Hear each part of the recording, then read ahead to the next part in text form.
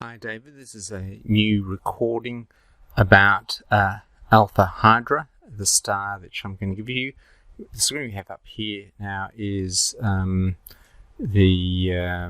screen for from Celestia, a program that you can get, and the lines here are the squiggly, stupid-looking lines if you move away from the Earth. This is the lines connecting the stars. So there's two-dimensional. It's actually three-dimensional if you move away from the Earth. And you can see the South Pole. This is Alpha Hydra, the star in the South Pole. This is in Celestia, a desktop program. I've used it in teaching quite a lot. But I'm going to press the letter H. It'll take me to solve the sun up the top here. And it's 71.8 light years away. I'm going to then press the letter H. G, and it will take me in time travel to our own star. You can see the actual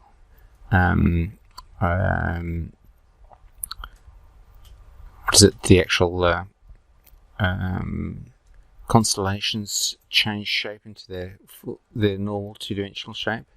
So I'm just going to go around. That's the North Celestial Pole, Southern Cross, going over there, and looking at these various things to see if I can see it. Here's Alchema, a very bright star, and here's the star that we went to. So I can click on it again, and I can travel to it again. Just press G to go to it.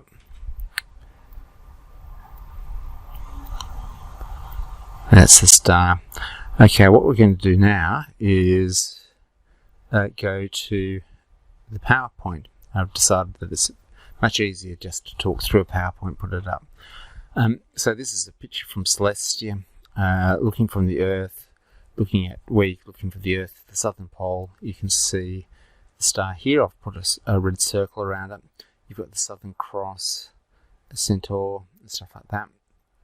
The 2 pointers to the Southern Cross, the South Celestial Pole's there, so I don't quite see how it actually operates, your way of finding the pole. Now, what we're going to do is do the inverse colour of it, so it's easy to see what's going on. So I've got that again going ahead, and these are these constellations which I haven't heard of before. I've been in the sky. One is the Long River one, called the River. So you've got the Hunter, which is Orion's belt over here, the River. Now the history of this is that the son of Helios, which is Apollo, took his father's chariot out, couldn't control it, and careered all across the skies along this green path to here. And then the Chinese have this as a snake. Unfortunately, we don't have this as a snake. The Westerns have another huge long constellation. So up here is the equator. So this is all in the southern area here. This goes all the way along. The Chinese, of course, had this. This bright star here is Sirius A, our brightest star. Now, just looking again, back here, this is a standard map showing the constellation Hydra. Alpha is the brightest one up here, and you can typically see a triangle. So this one, and this one are visible to the naked eye. This is a bright star, which most people can see. Okay, let's going back to Alpha Hydra. I've gone back in space to sit outside the sun, and then I've photoshopped in or clipped in a picture of Alpha Hydra. So it's looking at Alpha Hydra, but Alpha Hydra has been pulled towards us, and it's 3 1/4 solar diameters bigger than our star. Now that last 3.4, that last 0.4 doesn't look 0.4, and that again is an unfortunate optical illusion, a well-known optical illusion effect from using those arrowheads. So that's to give the star, you can see the different colours. It's a little bit white and yellow in this rendering. That's important for us. Okay, so this is the blackbody radiation curves. I think this is a spectral graph. So you've got the response curve from one cone cell, a second cone cell, and if you say the total intensity of response from your eye, all three cone cells have to equal a 1. So if you get 0.2 from one, 0.2 from the other, that's on 45 degrees, but then it's 0.6 of a distance in here gets you back on this black curve. There are two interesting lines here. Well, there's a few interesting things, that our ability to perceive these colours are due to antagonistic responses. So we add and subtract, we get the extra colours. So you've got 3, or basically 6 versions of colours that you can see due to the interaction of those various cone cells. There's 2 lines here. One is for if I go on pure frequencies. Pure frequencies go around the very edge of our perceived vision. I suppose these would move out if we could perceive more. So this is our range of perception from 700 nanometers up to 380 nanometers, which goes along here. This one curve. So this is for laser physicists. Your laser lines are along the outside here. But then you've got the blackbody curve, which is an integral, and blackbody curve starts here. As you heat things up, it goes further up, and our blackbody, which is an ensemble, of course. Our sun is over here, and just picking up over here is the star Alpha Hydra, which we're going across here. Going across to the PhET simulations, you can put in our sun and in the grey, and it would look a bit more whitish. The peak will be at the purple, where for us the peak's around the green, about half a nanometer going across. So just going across here. So you see these colours. Now the interesting thing is that you don't get any magenta stars or any green stars, because they're not blackbody radiations. They're basically, we only get blackbody colour to us recently. Until very recently, we only ever got blackbody radiation sources. Now we get spectral sources and laser sources, so we can get anything we want around here. We can produce any light we want to. It's quite phenomenal. I haven't explained that very well, but that gives you the 2 colours of the star coming up.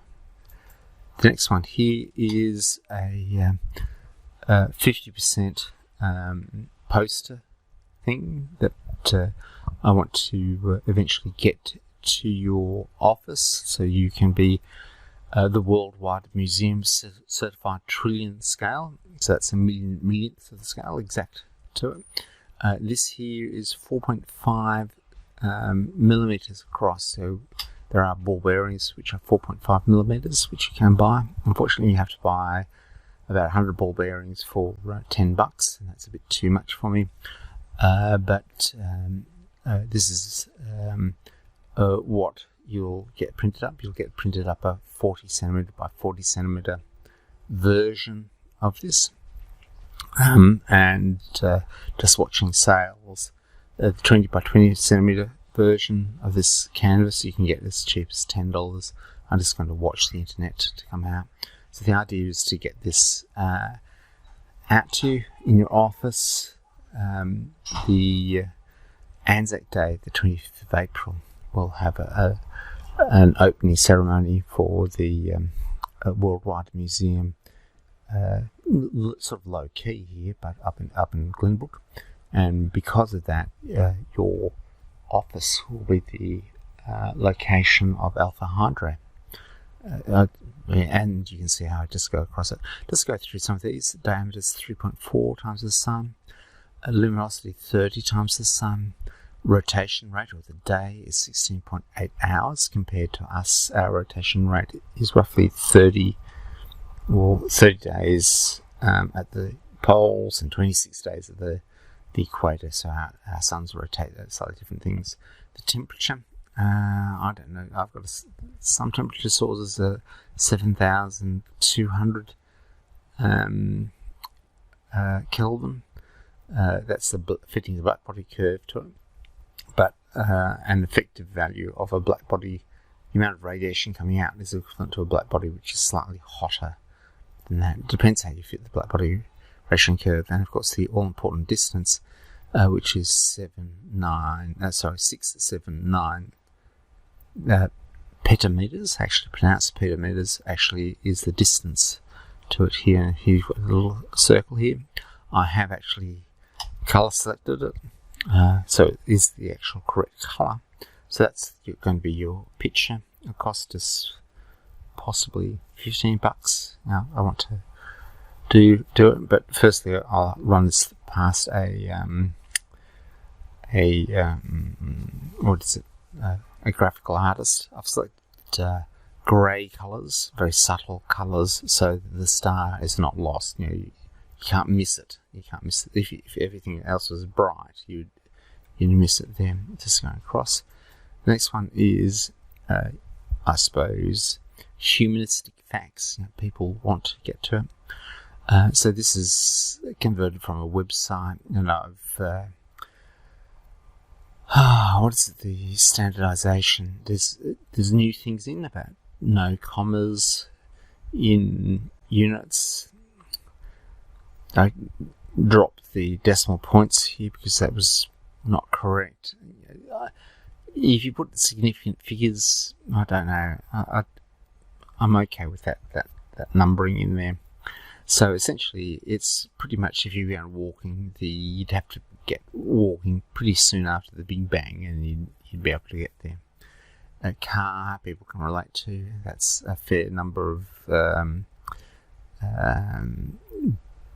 million years, 500 million years, 400 million years. That's the age of the dinosaurs. So if you were in perhaps a real, this is before Jurassic, this is the Permian, this is the Carnivorous things, you'd get a few slimy amphibians walking around Earth at this time, this Silurian period. People know what the Airbus is. Speed of sound, the Concorde goes twice as fast. New Horizons probe, and light. Now, another interesting aspect is that your star produces a meteor shower. So there's a period of time that the Earth runs into rubble from space, and the direction of rubble is the same, so it's sort of like some cometary tail, which is the Alpha Hydrids. Alpha Hydra is your star, Alpha Hydrids is the meteor, Rids is the Leonids, is the name of the point here. I'll actually change this coming across here. I've just noted that the units, I can't say it, the units here should be small k, m, s to the -1, or ms. Right. So I don't quite like the way that's written. Again, it's there's a whole new way of writing units. I've forgotten what the NIST has come out with, the way of writing units. I think that's okay, barely okay for that one there. So thanks a lot for watching, and I'll just throw this together as a YouTube and send it up to you to have a look at. Much less, seems to be less complicated, and I'm sure that I could just send you the PowerPoint and you'd get everything. So that's been a joy of well, it's hard to say. You listen to people, you get a really small sort of entry-level thought for them, and they just don't get it. So with you, it's much easier just chatting to go through. I hope you enjoy.